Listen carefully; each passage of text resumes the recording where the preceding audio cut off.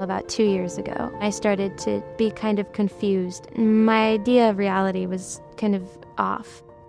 I would spend all night outside, actually, a couple times, chasing the voices, trying to catch up to them. My job started to suffer, and I got fired. I had to move home with my mom, and I thought, my science career is over. First, my diagnosis was unspecified psychosis. Once I was seeing a doctor for a little while, they gave me the diagnosis of schizophrenia. And when I was thinking about going to grad school, my mom found UTHealth Houston. She's my biggest advocate. The first day I met Dr. Hong, he made it really clear that his top priority with me was to make sure that I was successful in my goal of a PhD.